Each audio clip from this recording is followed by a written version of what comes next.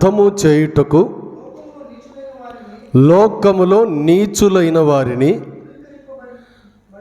తునీకరింపబడిన వారిని, ఎన్నిక లేని వారిని దేవుడు ఏర్పరచుకొని ఉన్నాడు. ప్రార్థన. కృపగల తండ్రి, ఈ సమయం మీది, ఈ సన్నిధి అయ్యా, ఈ సంఘ బిడ్డలు మీ వారు. ఇదిగో నాయన, దీనుడను అయ్యా, నీ దాసుడునైనా నన్ను జ్ఞాపకం చేసుకొని ఈ ఒట్టి మట్టి పాత్రను నీ చేతిలో మహిమాన్విత పాత్రగా నింపండి. ఈ వాక్యముని బిడ్డలందరితో ప్రభువా మీరు మాట్లాడండి నాయన. కేవలం నేనైతే ఒట్టివాడను. నీ దాసుడైన నా నోట ఈ పూట మీరు ఉంచిన మంచి మాట అది ఈ బిడ్డలందరికీ ఆశీర్వాద బాటగా ఉండునట్లుగా సహాయము చేసి నడిపించమని యేసు ప్రభువారి శ్రేష్టమైన నామములో ప్రార్థించి వేడుకుంటున్నాము తండ్రి. ఆమేన్, ఆమేన్. హల్లెలూయా, హల్లెలూయా. గట్టిగా చెబుదాం, హల్లెలూయా. మంచిదండి, ఒక చిన్న పాట పాడుకుందాం, ప్రభువును మహింపరచుకుందాం. దయచేసి పాటలు పాడుతుండగా మీరు చప్పట్లు కొడుతుండాలి. పాట వస్తే నాతో కలిసి పాడండి, లేదా పాట నేర్చుకోండి. క్రమముగా చప్పట్లు కొట్టి దేవుణ్ణి మహిమపరచవలసిందిగా ప్రభు పేరట మనవి చేస్తున్నాం.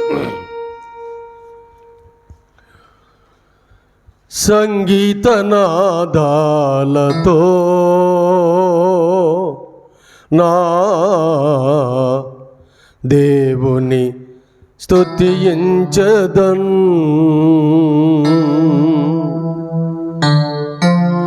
కోయిల గానాలతో నా దేవుని కీర్తించదను.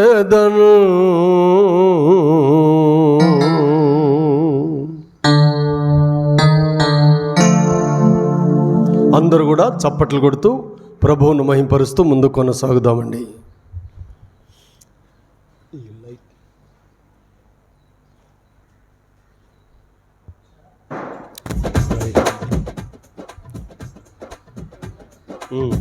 ఐదు చాలు.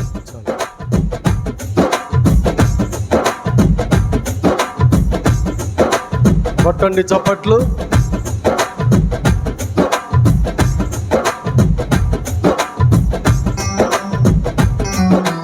చప్పట్లు.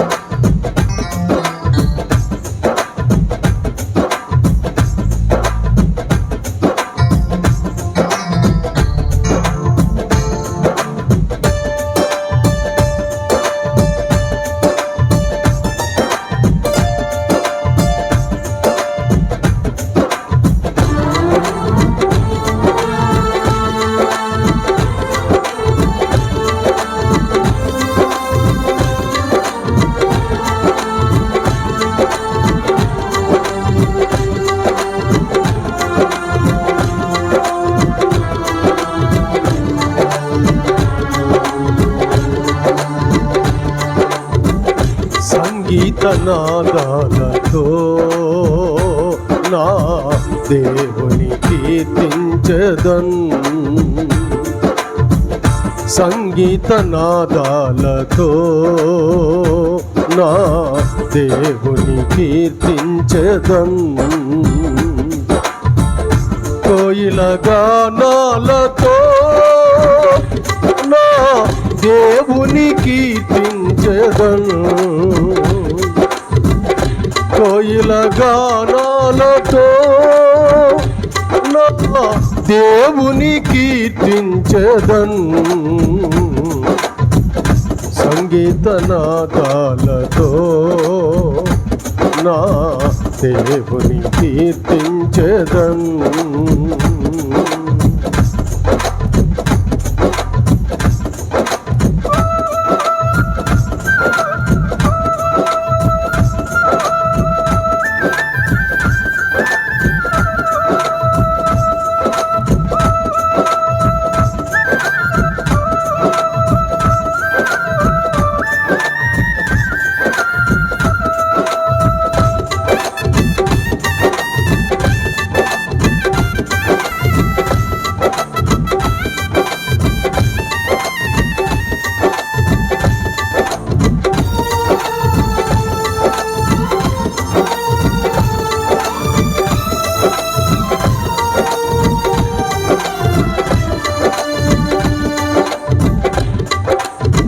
గలగల పారే జీవనదులన్నీ పరిశుద్ధ ప్రవాహమై ప్రవహించగా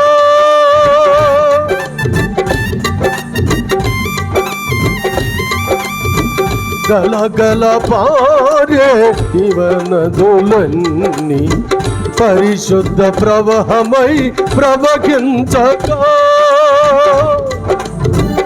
ఆత్మల నిన్ను కొలిచెదనయ్యా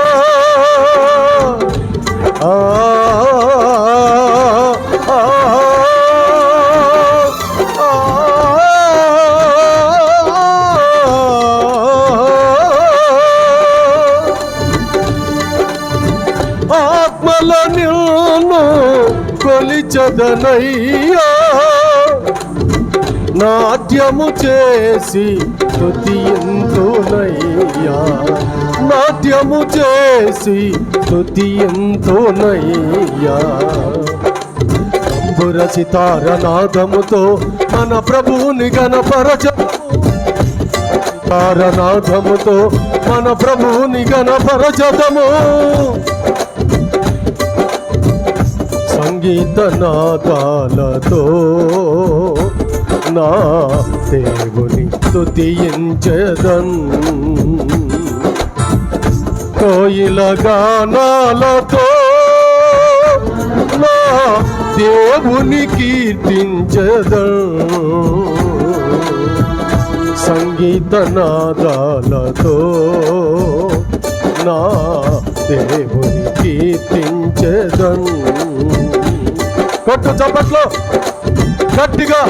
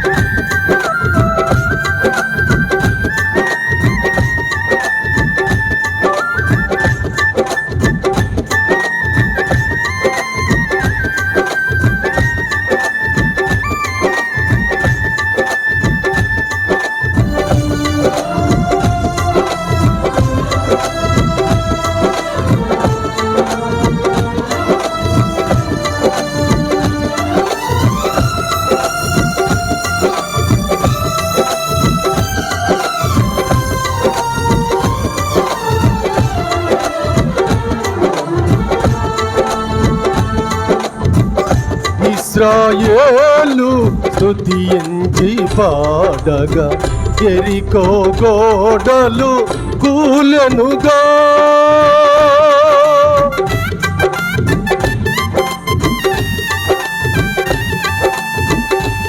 ఇశ్రాయేలు స్తుతించి పాడగా యెరికో గోడలు కూలెనుగా పౌలు శీలలు స్తుతించి పాడగా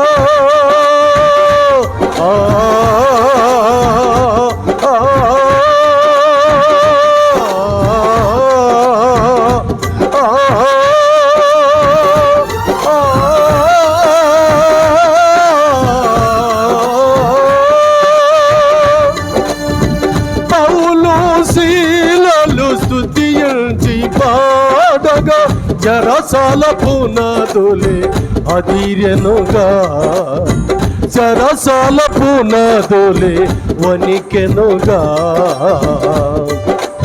తంబుర సితార నాదముతో మన ప్రభువుని గణపరచదము తంబుర సితార నాదముతో మన ప్రభువుని గణపరచదము సంగీత నాదాలతో నా దేవుని స్తుతించెదన్ పాడు సంగీత నాదాలతో నా దేవుని స్తుతించెదన్ కోయిల గానాలతో నా దేవుని కీర్తించెదన్ కోయిల గానాలతో నా దేవుని కీర్తించెదన్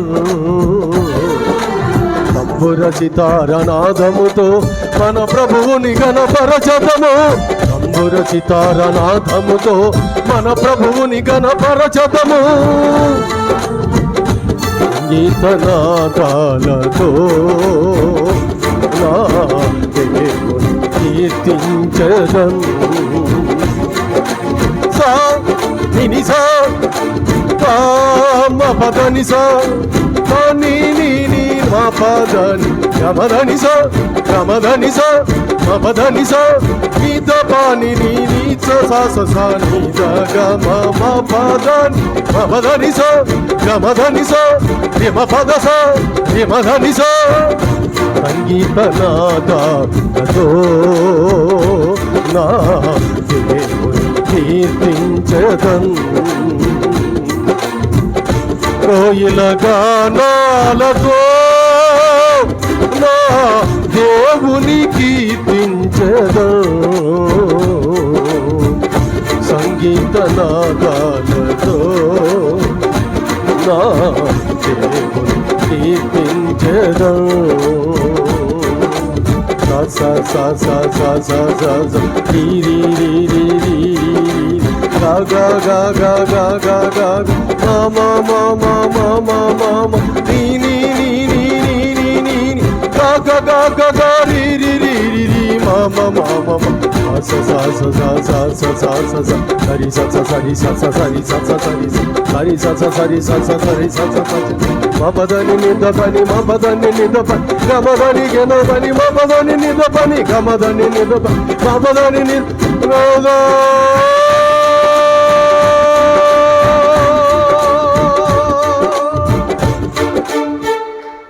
దేవునికి మహిమ కలుగునుగాక. హల్లెలూయా హల్లెలూయా హల్లెలూయా. చూడండి, ఈ లోకంలో ఈ మానవ జన్మ చాలా అదృష్టకరమైందండి. ఎందుకంటే ఈ లోకంలో ఎన్నో ప్రాణులు ఉన్నాయి, కోట్లాది కొలది ప్రాణ జీవులు ఎన్నో ఉన్నాయి. కానీ ఏ జీవికి లేదు ఇంత అదృష్టం. దేవుని పోలికలో దేవుని స్వరూపంలో మానవుడు నీవు నేను ఉన్నాము. ఏమండి, దేవుడు మనిషి ఎడల అంత ప్రేమను వ్యక్తం చేస్తున్నాడు. దేవునికి స్తోత్రం కలుగునుగాక. ఆయన పోలికలోను ఆయన స్వరూపంలోను నిన్ను చేస్తే నీవు దేవుని కొరకు కాకుండా నీ కొరకు బ్రతుకుతానంటే ఎంతకాలం అండి నటన? ఏమండి, ఒక్కసారి గుర్తించాలి. ఇక్కడ దేవుని గూర్చి ఎంత పాడినా ఎంత కీర్తించినా ఎన్ని సంగీతములతో ప్రభువును ఘనపరిచినా నాట్యమాడి స్తుతించినా ఈ జన్మ, వాస్తవంగా చెప్పాలంటే ఈ జన్మ సాలదండి. నేను ఎంత స్తుతించినా, ఎంత పాడినా, ఎంత చెప్పినా, ఎంత పరిచర్య చేసినా, ఎన్ని సంఘాలు నిర్మించినా, ఎన్ని ఆత్మలు సంపాదించినా, ఎన్ని మందిరాలు కట్టినా ఇంకా ఆయనకు రుణపడి ఉంటాను నేను. ఎందుకు తెలుసా అండి? నా పాపరహితుడు సర్వశక్తిమంతుడు నా కొరకు, మానవుల కొరకు, అందులో నేను ఒక మానవుని కాబట్టి చెప్తున్నాను, ఆయన ఈ లోకములో ఏ మానవుడు పెట్టలేని ప్రాణాన్ని, కార్చలేని రక్తాన్ని, చేయలేని త్యాగాన్ని నా యేసయ్య నా కొరకు చేశాడు. గట్టిగా కొట్టు చప్పట్లో దేవునికి స్తోత్రం కలుగునుగాక. ఆయనే నా కొరకు, నా పాపం నిమిత్తమై ఆయన దెబ్బలు తిని, ఆయన రక్తమును చిందించి ఆయన రక్తములో కడుగుటకు ఆయన నన్ను కొనకపోయి ఉంటే నేను ఎల్లప్పుడూ పాపిగానే ఉండేవాడిని, నరకం పాలైపోయేవాడిని. అందుకని గత 30 ఏళ్లకు పైబడి క్రితం యేసయ్య నన్ను చచ్చిపోయేవాడిని బ్రతికిచ్చినందుకు, నోటుకుండా రక్తం కక్కి చచ్చిపోయేవాడిని బతికిచ్చినందుకు ఆనాటి నుండి ఈనాటి వరకు కూడా నేను దేవుని కృతజ్ఞుడనై ఉన్నాను. దేవునికి స్తోత్రం కలుగును గాక. హల్లెలూయా. నా కొరకు నేను బ్రతకడం లేదు కానీ నా యేసయ్య పిలిచిన పిలుపుకు, ఆయన చూపించిన దర్శనానికి, ఆత్మల రక్షణార్థ నిమిత్తమై, సంఘ వ్యవస్థాపనల కొరకై, మందిరాల నిర్మాణము కొరకై, ఇదిగో ఏమండి మాట, పాట, గానం, స్వరం, సంగీతముతో నేను నా కుటుంబం ఆ కరుణామయుణ్ణి, దయామయుణ్ణి, పూజానీయుడైనటువంటి ఆయన్ను కీర్తించే భాగ్యాన్ని ఈ జన్మకు ఆ యేసయ్య అనుగ్రహించినందుకు మేము ధన్యులమండి. దేవునికి స్తోత్రం కలుగునుగాక. ఇది నా ఒక్కడికే కాదు, ఈ భూప్రపంచంలో పుట్టిన ప్రతి మానవుడికి ఆయన అవకాశం ఇస్తున్నాడు. ఏంటి తెలుసా? నా యొద్దకు రండి. దేవునికి స్తోత్రం కలుగునుగాక. కానీ దానిని ఉపయోగించుకున్న నరుడు ధన్యుడు. చూడండి, ఇక్కడ దేవుని వాక్యం చదివిస్తుంది, ఏ శరీరియు ఏంటంట, ఏ శరీరియు దేవుని ఎదుటంట అతిశయింపకుండునట్లు జ్ఞానులను సిగ్గుపరిచేదానికి వాళ్ళ ఎదుట అజ్ఞానవంతులను నిలబెడతాడంట దేవుడు. నేను బలవంతుడని, నన్ను మించినడు లేడంటే వానికి కాస్త బుద్ధి వచ్చేదానికి బలహీనుని తన ఎదుట నిలబెట్టి వాడుకుంటాడంట దేవుడు. అర్థమైందండి? నన్ను ఎన్నుకున్నారు, నేను ఏమండి చాలా గొప్పవాడిని, చాలా అధికారిని, లేకుంటే పాస్టర్ని, లేదంటే రెవరెండ్ని, లేదంటే బిషప్ను, లేదంటే ఏమండి పోపును, నన్ను ఎన్నుకున్నారు అందరూ. ఏమండి నేను ప్రెసిడెంట్ని, ఫౌండర్ని, లేకపోతే సెక్రటరీని, జాయింట్ సెక్రటరీని, వైస్ ప్రెసిడెంట్ని, ట్రెజరర్ని, లేకపోతే హెడ్ లీడర్ని, యూత్ డైరెక్టర్ని, ఇంకా ఎన్నో ఉన్నాయండి మనుషులకు హోదాలు. నన్ను వీటన్నిటి కొరకు ఎన్నుకున్నారండి అని ఆ ఎన్నికించబడ్డప్పుడు కాస్త నీ జీవితంలో నువ్వు హెచ్చింపు కలిగి ఉంటే దేవుడు ఏం చేస్తాడంటే ఎన్నికించబడిన వారిని వ్యర్థం చేయుటకు ఎన్నిక లేని వారిని నీ ఎదుట నిలబెడతాడంట. హల్లెలూయా. కాబట్టి ప్రియులారా, అక్కడ ఇవన్నీ దేవుడు చెప్పేటప్పుడు ఏ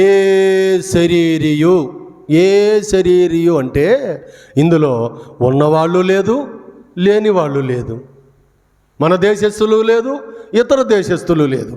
ఈ ప్రపంచంలో ఉండే ప్రతి మానవుడు, ప్రతి శరీరియు దేవుని ఎదుట అతిశయింపకూడదు. ఏం కూడదండి? అతిశయించువాడు కొందరు రథములను బట్టి, గుర్రములను బట్టి అతిశయిస్తారంట. కొందరు ఏంటంట, రథములను బట్టి, గుర్రములను బట్టి అతిశయిస్తారంటే, నాకు రథాలు ఉన్నాయి, నేను రాజును, నాకు గుర్రాలు ఉన్నాయి, నేను ఏమండి సైన్యాధిపతిని, సైనికుణ్ణి, సైన్యాధిపతిని, దళపతిని, లేదా మంత్రిని, సామంత్రిని అన్నట్టుగా దినాల్లో కొందరు రథములను బట్టి, గుర్రములను బట్టి అతిశయించేవాళ్ళు అంట.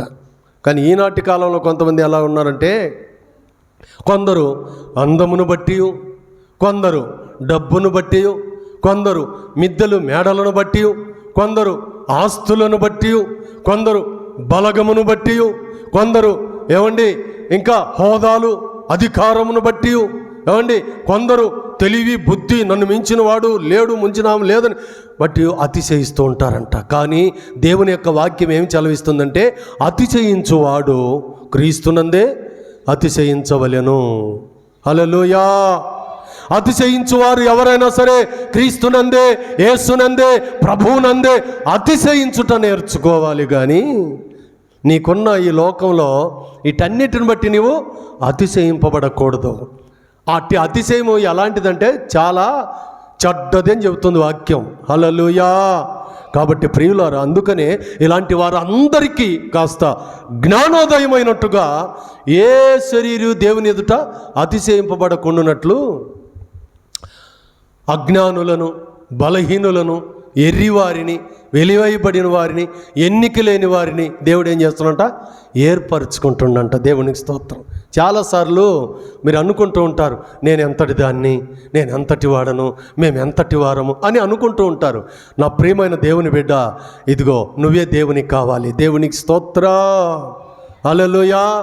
ఓయమ్మా, వాళ్ళు నన్ను చాలా పేదవాళ్ళు అంటున్నారే, వీళ్ళు నన్ను మరి చాలా చెడ్డవాళ్ళు అంటున్నారే, వాళ్ళు నన్ను చాలా బలహీనులు అంటున్నారే, వీళ్ళు అంటే రకరకాలుగా మానవులు వారి వారి ఆలోచన కొలది అంటూ ఉంటారు. కానీ వాళ్ళు అన్నంత మాత్రాన ఏమండి నువ్వు దేవునికి పనికిరావని కాదు. దేవునికి స్తోత్రం కలుగునుగాక. ఏనాడు నువ్వు పనికిరావు అంటావో అప్పుడు పనికి రాకుండా పోతావు. కానీ అంతవరకు నువ్వు దేవునికి పనికొచ్చు వాడవే, దేవునికి పనికొచ్చు దానవే. కాబట్టి నేనెంతటి వాడిని, మేమెంతటి వాడిని అనుకుంటూ ఉంటారు. నేను 1, 2, 3 విషయాలు చెప్పి ముగిస్తానండి. చూడండి, మీకు వాక్య రూపంగా చెప్పాలి అంటే, వాక్యం తీయాలంటే కాస్త లేట్ అవుతుంది కాబట్టి నేను సందర్భంగా మీకు చెప్తాను, వినండి. 1 చూడండి, 1 మోషే.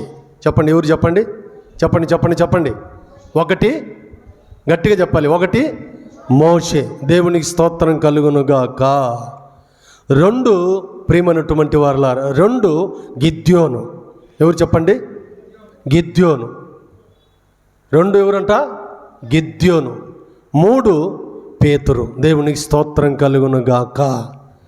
ఈ 3 విషయాలను క్షుణ్ణంగానే నేను మీకు చెప్పి ముగిస్తాను. చూడండి, వారి వివరణ చెప్తా, బాగా వినండి. మోషే అనబడినటువంటి ఈ వ్యక్తి లేవి కుటుంబంలో నుంచి వచ్చినవాడు. దేవునికి స్తోత్రం కలుగునుగాక. ఆ లేవి గోత్రీకుడని చెప్పవచ్చు. అయితే వీళ్ళు అబ్రహాము, ఇస్సాకు, యాకోబు లాంటి మంచి భక్తులు, వారి కుటుంబం నుంచి వచ్చిన యోసేపు లాంటి ఏమండి దేవునికి ఫలించడు కొమ్మల లాంటి మంచి భక్తులు ఉన్నంత వరకు ఇజ్రాయెల్ ఈ ప్రజలందరూ కూడా చాలా ఏమండి ఆనందంగా సంతోషంగా ముందుకు పోతున్నారు. వాళ్ళందరూ గతించిన తర్వాత, అంటే వాళ్ళందరూ ప్రభు దగ్గరికి వెళ్ళిపోయిన తర్వాత ఏమండి ఈ దేవుని ప్రజలకి మంచి ప్రార్థన చేసే ఒక నాయకుడు, ఒక దైవజనుడు, లేదా ఒక బోధకుడు, ఒక ప్రవక్త, లేదా ఒక మామూలుగా యాజకుడు లేక, అటువంటి భక్తులు నాయకులు లేక వీళ్ళకి ఏం అర్థం కాక బానిసత్వం లేక వెళ్ళిపోయారండి.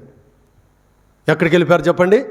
ఐగుప్తు దేశంలో ఇంచుమించు 400 దాదాపు 30 సంవత్సరముల దనక బానిసత్వాన్ని అనుభవిస్తున్న రోజుల్లో ప్రియులారా, ఒకానొక దినమున ఈ మోషే అనబడినటువంటి ఆయన గురించి మీకు డైరెక్ట్ చెప్పేస్తున్నాను.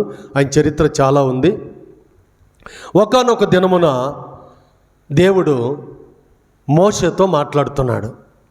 నిర్గమాకాండం 3వ అధ్యాయంలో ఈ మాట ఉంటుంది.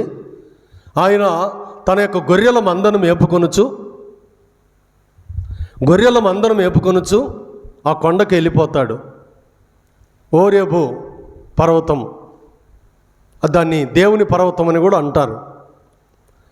వెళ్ళిపోయినప్పుడు ఆయన గొర్రెలు మేపుకుంటూ ఉంటే అలా పోతూ ఉండగా ఒక పొద కాలిపోతుందండి.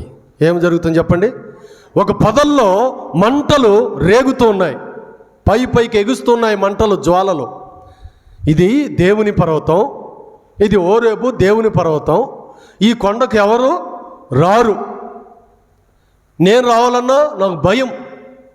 అయినా మరి ఈ పొద తగలబడుతూ ఉందంటే ఏంటి కారణం? ఎవరో వచ్చినట్టుండ్రే అని ఆయన ఆ తగలబడుతున్నటువంటి ఆ పదం చుచ్చు కాస్త దగ్గరికి వెళ్తున్నాడండి. అలా దగ్గరికి వెళుతూ ఉండగా అక్కడ ఒక వింత కనిపించింది మోషే గారికి. దాని ఒక వింత అని చెప్పచ్చు. ఏంటి ఆ వింత అంటే, పొదేమో అగ్ని చేత రగులుతోంది. ఏమవుతుంది? అగ్ని చేత రగులుతోంది పొదేమో. కానీ విచిత్రం, వింత ఏంటి అంటే పొద మాత్రం కాలిపోలేదు. కొట్టు చప్పట్లు, గట్టిగా కొట్టు చప్పట్లు. ఏం చేయలేదంట, పొద కాలిపోలేదు. ఆశ్చర్యం కదా, విచిత్రం కదా అది. వాస్తవికంగా ఇదేంటిది, అగ్నేమో రగులుతుంది, పొదేం పొదగానే ఉంది, అగ్నేమో రగులుతుంది, పొదేం పొదగానే కాలిపోలేదు. ఇది ఆశ్చర్యంగా ఉందని అటువైపు ఇటువైపు అన్నట్టుగా అటు ఏం అర్థం కాలేదు ఆయనకి. అలా చూస్తూ ఉండగా ఇప్పుడు ఆ పొదలో నుంచి ఒక స్వరమైన కనపడుతుంది. ఏంటంటే, మోషే మోషే దగ్గరికి రావద్దు, నీవు ప్రవేశించు ఈ యొక్క స్థలము పరిశుద్ధ స్థలము, నీ పాదముల నుండి నీ చెప్పులను విడుము, నీవు ప్రవేశించబో స్థలం ఈ స్థలము పరిశుద్ధ స్థలమని ప్రభువు చెప్తున్నాడు. అలా చెబుతూ ఏమన్నాడంటే, నేను నీ తండ్రి దేవుడను, అబ్రహాము దేవుడను, ఇస్సాకు దేవుడను, యాకోబు దేవుడను. అంటే ఎందుకు అలా చెప్పాడంటే, నేను ఇందాక చెప్పాను మీకు. ఇప్పుడు మోషే అనగా లేవి గోత్రీకుడు. అంటే లేవి ఎవరంటే ఇజ్రాయెల్, యాకోబు అనబడిన ఇజ్రాయెల్ గారి కుమారుడు. దేవునికి స్తోత్రం కలుగును గాక. అంటే ఇజ్రాయెల్ నుంచి 12 గోత్రాలు వచ్చాయి. ఆ 12 గోత్రాలు లేవి గోత్రం ఒకటి. దేవునికి స్తోత్ర. అందుకని అంటున్నాడు, నీ తండ్రి దేవుడను, అబ్రహాము దేవుడను, ఇస్సాకు దేవుడను, యాకోబు దేవుడను. దేవునికి మహిమ కలుగును గాక అని మాట్లాడుతున్నప్పుడు ఆయనను మరి చూచుటకు వెరసిన మరి మోషే అలా ముఖము కప్పుకొని అలాగ సాగిలపడి ఉన్నాడు నేలపైన. అప్పుడు దేవుడు ఆయనకు చెప్పవలసిన విషయాలన్నీ చెప్తున్నాడు. మీకు ఒకటే విషయం జ్ఞాపకం చేసి నేను మరి ముగింపులోకి వస్తానండి. ఏంటంటే మోషేతో ఏం మాట్లాడుతున్నాడంటే, మోషే, నా ప్రజలైన ఇజ్రాయేలీల మొర నాకు వినపడినది. వాళ్ళు ఐగుప్తు దేశంలో బానిసత్వంలో మగ్గిపోతున్నారు. నీవు వెళ్ళి నా నామములో వారిని విడిపించి పాలు తేనెలు ప్రవహించు దేశమునకు వారిని నువ్వు తీసుకెళ్ళాలి అని దేవుడు మాట్లాడుతున్నాడని. దేవుడు పిలుస్తుంటే మోషే ఎన్ని సాకులు చెప్పాడంటండి, మామూలుగా చెప్పలేదండి. అర్థమైందండి? ఎన్ని సాకులు చెప్పిండంట? మామూలుగా చెప్పలేదండి, చాలా చెప్పాడు. ఆ చెప్పిన వాటిల్లో కొన్ని చెప్తాను మీకు నేను. ఆయన అంటాడు, అయ్యా నేను వెళ్ళను.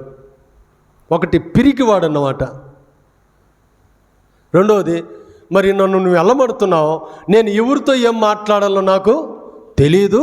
గట్టిగా ఒక 2-3 మాటలు మాట్లాడితే 4వ మాటకి నేను తడబడతానంటే నాలుక మాంద్యము గలవాడను, నత్తివాడను. ఎవడంట? నత్తివాడను. నేను నీ నామములు అక్కడికి పోయి వాళ్ళకి చెప్పలేను, ఆ ప్రజలు నడిపించలేను, ఇంకొకరు ఎవరు నన్ను ఎన్నుకోయి అంటున్నాడు. కానీ దేవుడు మాత్రం నువ్వే వెళ్ళాలి. హల్లెలూయా. అంటే మోషే ఏమంటున్నాడు, నేనంతటి వాడిని కాదు. అంటే మోషే చెప్పాను కదా, బానిసత్వంలో బహిష్కరించబడినవాడు, పిరికివాడు, నరహంతకుడు, మహాకోపిష్టి, నత్తివాడు, గొర్రెల కాపరి. హల్లెలూయా. ఇక్కడి నుంచి ఒక మంచి నాయకత్వ లక్షణాలు కూడా కలిగిన వాడే. ఇవన్నీ చూడలేదు కానీ దేవుడు గొర్రెలు కాస్తున్నాడు చూడండి, ఆ తత్వాన్ని చూశాడు. దేవునికి స్తోత్రం కలుగును గాక.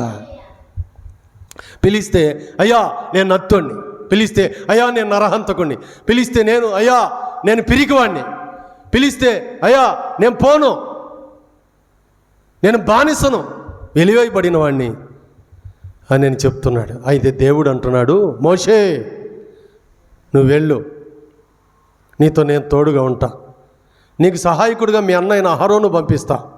అంటే ఇంకా వినడం లేదు. అయితే నీ చేతిలో కర్ర కింద ఏమన్నాడు, కర్ర కింద వేసాడు. కర్ర కింద వేస్తే అది పాము అయిపోయింది. ఏమైపోయింది చెప్పండి? పాము అయిపోయింది. ఆ కర్ర కింద వేసి పాము వాళ్ళకి ఎగిరి అవతలపడి అయ్యో పాము పాము పాము అంటున్నాడు. భయపడొద్దు, ఇదిగో పట్టుకో పామును. అయ్యా పాము అది కరుస్తుంది, పామును పట్టుకోమంటున్నాను. ఎంత బతికిచ్చేటట్లేవు 4 రోజులు ఈ లోకంలో. ఏదో ఒక రీతిగా నన్ను తొందరగా తీసేయాలనుకుంటున్నాను, నేను పట్టుకోనంటే మోషే పట్టుకో. సరే నేను చెప్పేసి కాస్త భయపడతా ఏం చేసిండో అలా పట్టుకున్నాడండి. అలా పట్టుకునేసరికి వెంటనే కర్ర అయిపోయింది. అది కొట్టు చప్పట్లో, గట్టిగా కొట్టు చప్పట్లో. ఒకటి. రెండవది, నీ చెయ్యి నీ సంఖ కింద పెట్టుకో అన్నాడు. పెట్టుకున్న తర్వాత ఆ చెయ్యి ఏమైందంటే కుష్ఠరోగం వచ్చేసింది దానికి. కుష్ఠరోగం వచ్చేసరికి అయ్యో కుష్ఠరోగం వచ్చేసిందని బాధపడుతున్నాడు. సరే మరలా తీస్తే అది ఏమైందంట, కుష్ఠరోగం వచ్చేసి మళ్ళీ అదే చెయ్యి నీ సంఖ కింద పెట్టుకోమన్నాడు. పెట్టుకునే వాళ్ళకు మళ్ళా కుష్ఠరోగం పోయి మామూలుగా వచ్చేసింది. దేవునికి స్తోత్రం కలుగును గాక.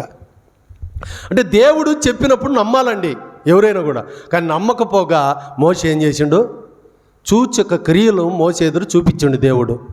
చూసావా, నేను నీకు తోడుగా ఉన్నానని, ఇదో ఈ క్రియలు నీకు అప్పగిస్తున్నాను. ఇదే కాదు, నువ్వు వెళ్ళు, నేను నీతో ఉండి నా ప్రజలను నడిపిస్తానని చెప్పాడు. ఆయన చెప్పంగా అప్పుడు విని మోషే వెళితే ఈరోజు తిరుగులేని నాయకుడని బైబిల్ గ్రంథంలో ఏమండి అద్భుతమైన సాక్ష్యమును పొందాడు. హల్లెలూయా. మరి ఆయన ఏమనుకున్నాడు? నేను ఎన్నిక లేని వాడిని అనుకున్నాడు. అవునా కాదా? ఇప్పుడు ఏం చేసిండు దేవుడు? ఏం చేసిండు? ఫరో బలవంతుడని భయపడుతున్నాడు మోషే. కానీ నీ ఎదుట నా ఎదుట ఎవడు బలవంతుడు కాదు. హల్లెలూయా. కాబట్టి ఈయన భయపడుతూ ఉంటే, ఎందుకు పనికిరానోడు అంటుంటే ఈయన్నే తీసుకెళ్ళి ఏమండి నరరూప రాక్షసుడైనటువంటి ఫరో ఎదుట నిలబెట్టి అతనికి సిగ్గు తెప్పించి ఏమండి ఇజ్రాయేల్ ప్రజలను పాలు తేనెలు ప్రవహించే దేశమునకు పంపించిన జీవము గల దేవునికే మహిమ వచ్చునుగాక. దేవునికి స్తోత్రం. అప్పుడు అందరూ కూడా మోషే గొప్ప నాయకుడు, మోషే మంచి నాయకుడు, మోషే ఇప్పుడు ఈ బైబిల్ మన మధ్యలో ఉందంటే ఆనాడు 10 ఆజ్ఞల పలకల్లో నుంచి ఈ యొక్క బైబిల్ వచ్చిందండి. అది ఎవరి ద్వారా? దైవజనుడైన మోషే ద్వారా. కొట్టండి చప్పట్లు దేవునికి స్తోత్రం. ఆ మోషే ద్వారా ఇన్ని పనులు ప్రపంచంలో చేయాలని దేవుడు నిర్ణయించి పెట్టింటే మోషే ఏమంటాడు? నేను రానయ్యా, నేను పోనయ్యా, నేను విననయ్యా, వద్దయ్యా, నేను అడిగిపోతే చచ్చిపోతానయ్యా, వాళ్ళు కొట్టి చంపేస్తారయ్యా అని అంటే, నీతో నాకు పని ఉంది, నీతో ఎన్నో పనులు ఉన్నాయని ఈరోజు ఏమండి అద్భుతమైనటువంటి నాయకుడిగా దేవుడు సిద్ధపరిచాడు. అందుకని వాక్యం ఉంటుంది, ఏ శరీరం దేవుని ఎదుట అతిశయింపకుండునట్లు. ఫరో అనుకున్నాడు నేను బలవంతుణ్ణి అని, నన్ను మించినోడు లేడు అనుకున్నాడు ఫరో. కానీ బలహీనుడైన మోషేను అక్కడ నిలబెట్టి ఎర్రవీగుతున్నాడు చూడండి ఫరో. అతనికి ఏం చెప్పించాడు? సిగ్గు తెప్పించాడు. హల్లెలూయా, హల్లెలూయా, హల్లెలూయా.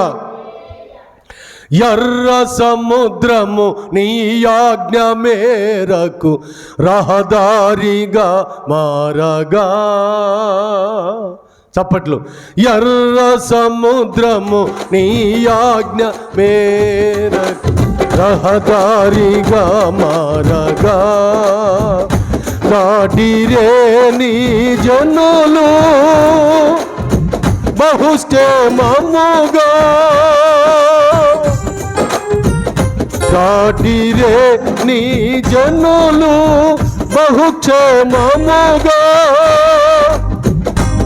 ఆ జలములలోనే శత్రు సైన్యము మునిగిపోయెనే. ఆ జలములలోనే శత్రు సైన్యము మునిగిపోయెనే. కృపా సత్య సంపూర్ణుడా సర్వలోకానికే చక్రవర్తివి నీవే యేసయ్యా. నా సన్మానానికే మహనీయుడవు నీవేనయ్యా. మహనీయుడవు నీవేనయ్యా.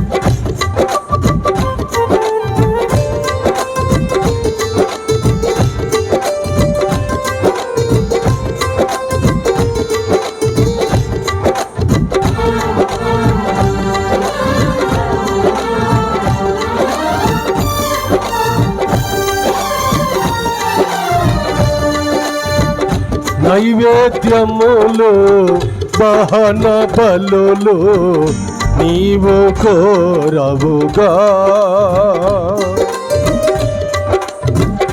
నైవేద్యములు దహన బలులు నీవు కోరవుగా.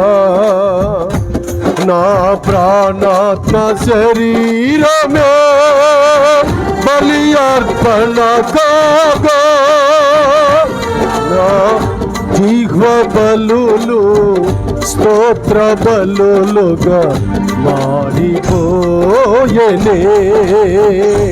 నా జిహ్వ బలులు స్తోత్ర బలులుగా మారిపోయెనే.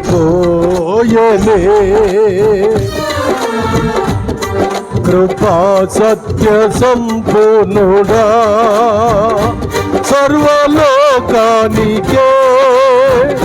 చక్రవర్తివి నీవే యేసయ్యా. నా సమ్మానానికే మహనీయుడవు నీవేనయ్యా. మహనీయుడవు నీవేనయ్యా. మా సత్య సంపూర్ణుడా సర్వలోకానికే చక్రవర్తివి నీవే యేసయ్యా. చక్రవర్తివి నీవే యేసయ్యా. చక్రవర్తివి నీవే యేసయ్యా.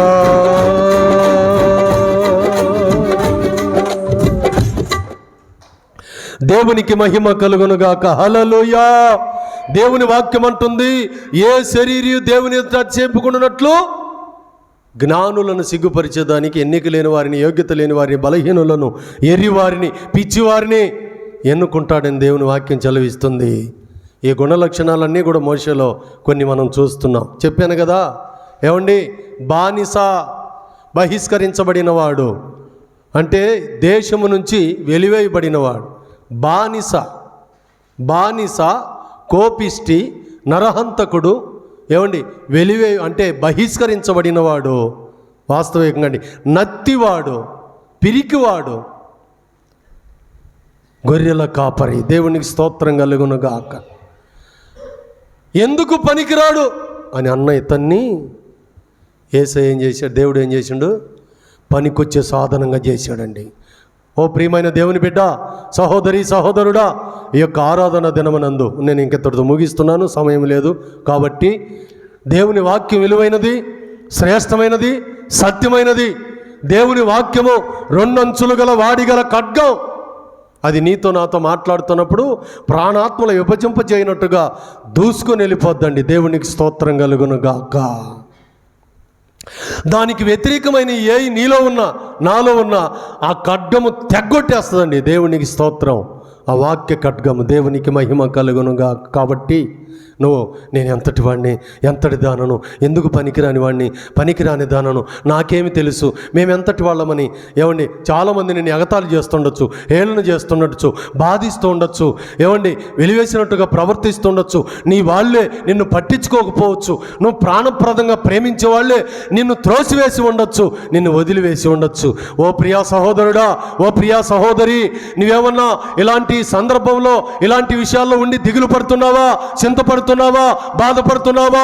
ఎందుకు ఈ బ్రతుకని, ఎందుకు ఈ జీవితమని, ఎందుకు ఈ బ్రతుకు చాలి చేద్దామని అనుకుంటున్నావా? అయితే ఇదిగో దేవుని యొక్క దాసుడు నేను నీకు ప్రకటించే ఒక వర్తమానం ఏమనగా, ఇదిగో నిన్ను రక్షించుటకు యేసయ్య ఉన్నాడు, నిన్ను ఎన్నుకొనుటకు యేసయ్య ఉన్నాడు, నిన్ను బలపరచుటకు యేసయ్య ఉన్నాడు, నిన్ను స్థిరపరచుటకు యేసయ్య ఉన్నాడు, నిన్ను వాడుకొనుటకు యేసయ్య ఉన్నాడు, నిన్ను ఒక బలమైనటువంటి సాధనముగా, బలమైనటువంటి పాత్రగా వాడుకునేదానికి యేసయ్య ఉన్నాడు. అది గుర్తుపెట్టుకో.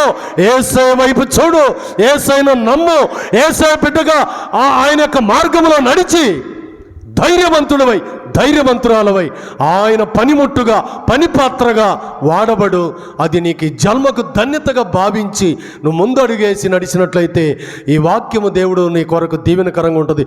అనేకమైన బలహీనములో నుంచి బలముగా మోషేను దేవుడు ప్రపంచమంతా కూడా ఆయన వైపు చూసినట్టుగా అంత గొప్ప సాధనముగా వాడుకున్నాడు దేవుడు. ఈరోజు నిన్ను వాడుకుంటాడు, నీ కుటుంబాన్ని వాడుకుంటాడు, నీ బిడ్డలను వాడుకుంటాడు. ఆయన ఎవరిని వదిలిపెట్టడండి. అయితే నీవు ఆయన చిత్తానికి లోపడి ఉండు. దేవునికి స్తోత్రం కలుగునుగాక. అలా లోపడి ఉన్నట్లయితే నిన్ను ఒక బలవంతురాలుగా ప్రభు ఎన్నుకొని ఆయన పని పాత్రగా పనిముట్టుగా సాక్షిగా వాడుకుంటాడు. అట్టి కృపై వాక్యం వలన దేవుడు మీకును మీ కుటుంబాలకును ఈ వారమంతా తోడై ఉండి ఒక గొప్ప సాధనములుగా దేవుడు మిమ్మల్ని బలపరిచి ఎన్నుకొని బలవంతురాండ్రుగా తయారు చేసి ఆయన నడిపించి ఆయన సాక్షులై వర్ధిల్లింపచేయునుగాక. ఆమేన్, ఆమేన్. మంచిదండి, అందరూ లేచి నిలబడదాం. చిన్న పాట పాడుకుంటూ మన కృతజ్ఞత కానుక సమర్పించుకొని ప్రార్థన ఆశీర్వాదాలతో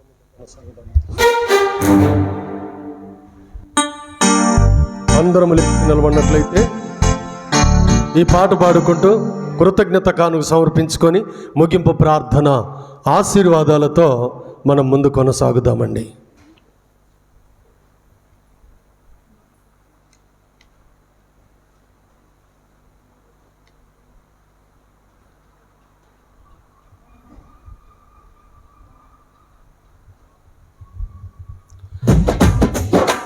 నరరూపు దాల్చిన నజరేయా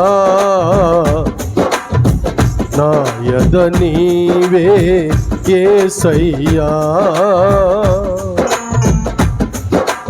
నరరూపు దాల్చిన నజరేయా నాయద నీవే యేసయ్యా. ధవలవర్ణుడవు రత్నవర్ణుడవు ధవలవర్ణుడవు రత్నవర్ణుడవు 10,000లో నిన్ను పదిలముగా గుర్తించదను కీర్తించదను గుర్తించదను కీర్తించదను. నరరూపు దాల్చిన నజరేయా నాయద నీవే యేసయ్యా.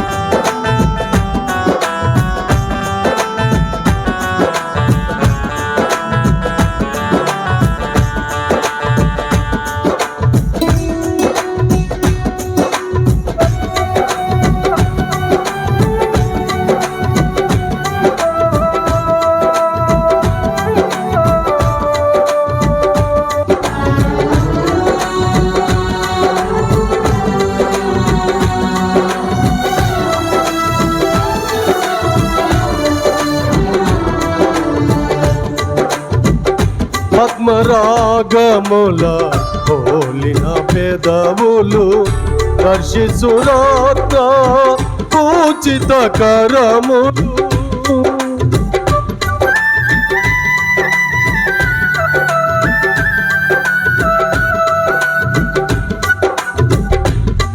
పద్మరాగముల పోలిన పెదవులు దర్శిసురాత్ర పూజిత కరములు నీలిరత్న ఖచ్చిత కావ్యము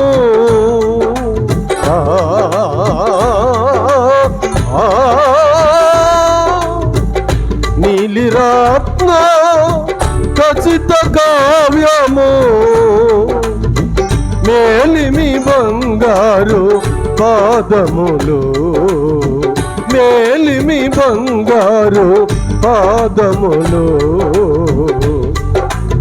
నరరూపు దాల్చిన నజరేయా నాయద నీవే యేసయ్యా. చప్పట్లు కొడదాం. ముగింపులోకి వచ్చాం మనము.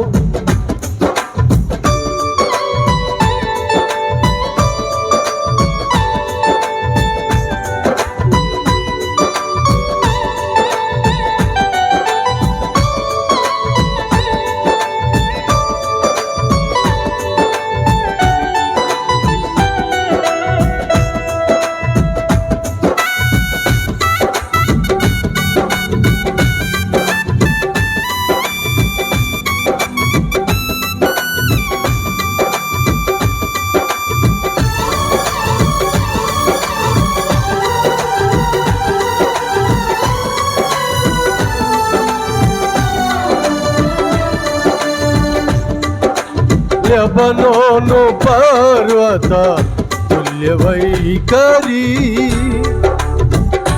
దేవదారు వృక్షములో ప్రసిద్ధము.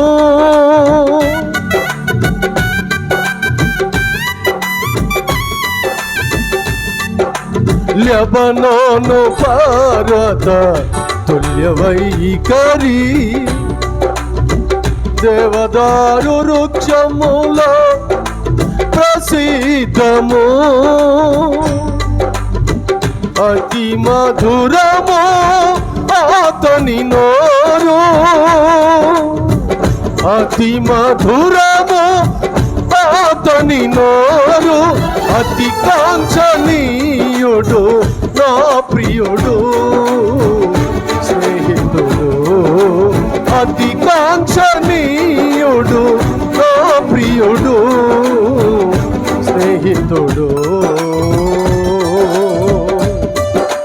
నరరూపు దాల్చిన నజరేయా, నాయన నీవే యేసయ్యా. అందరూ మోకరించండి, పెద్ద మోకాళ్ళ మీద ఉండండి. నరరూపు దాల్చిన నజరేయా, నాయన నీవే యేసయ్యా. ధవళవర్ణుడవు రత్నవర్ణుడవు, ధవళవర్ణుడవు రత్నవర్ణుడవు, 10,000లో నిన్ను పదిలముగా గుర్తించదను కీర్తించదను. 10,000లో నిన్ను పదిలముగా గుర్తించదను కీర్తించదను, గుర్తించదను కీర్తించదను. నజరేయుడా గలిలయుడా, మహిమలు నీకే మహనీయుడా. నజరేయుడా గలిలయుడా, మహిమలు నీకే మహనీయుడా.